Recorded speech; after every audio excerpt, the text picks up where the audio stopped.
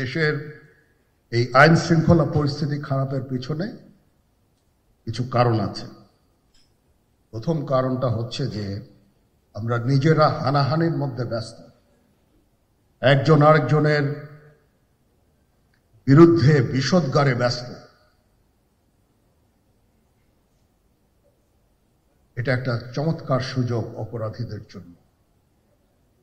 যেহেতু আমরা একটা অরাজক পরিস্থিতির মধ্যে বিরাজ করছি, তারা খুব ভালোভাবেই জানে যে এই সময়ে যদি এই সমস্ত অপরাধ করা যায় তাহলে এখান থেকে পরিত্রাণ পাওয়া সম্ভব। সেই কারণে এই অপরাধগুলো হচ্ছে। আমরা যদি সংগঠিত থাকি, একত্রিত থাকি, তাহলে অবশ্যই এটা সম্মিলিতভাবে মোকাবেলা করা সম্ভব হবে। Police, RAB, BGB, DGFI, NSI এগুলো দেশের জন্য অত্যন্ত গুরুত্বপূর্ণ কাজ করেছে অতীতে। খারাপ কাজের সাথে অসংখ্য ভালো কাজ করেছে।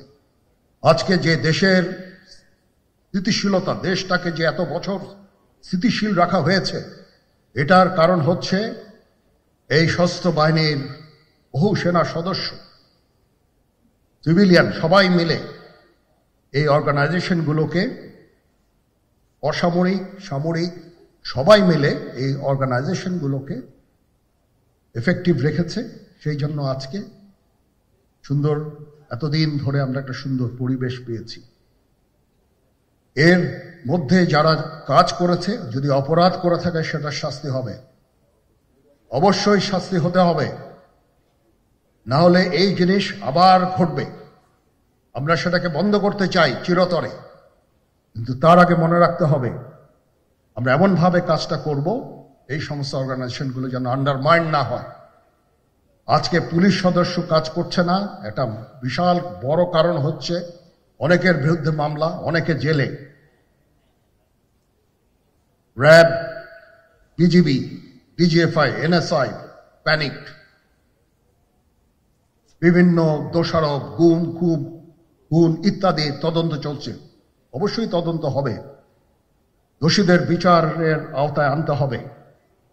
এমনভাবে কাজটা করতে হবে যেন এই অর্গানাইজেশনগুলো আন্ডারমাইন না হয়।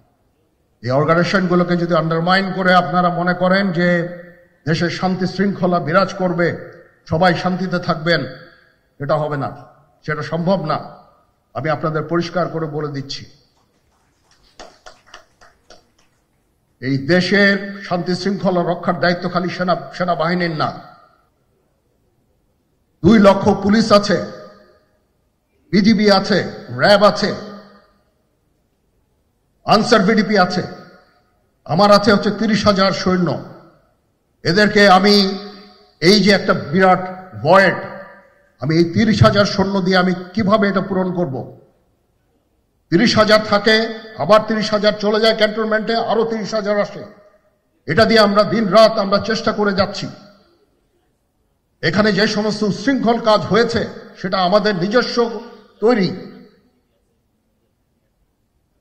এটা আমাদের নিজস্ব ম্যানুফ্যাকচার, আমরা নিজস্ব এইগুলো তৈরি করেছি। এই বিপরীতমুখী কাজ করলে কেসে কখনো শান্তি শৃঙ্খলা আসবে না। এই জিনিসটা আপনাদের মনে রাখতে হবে।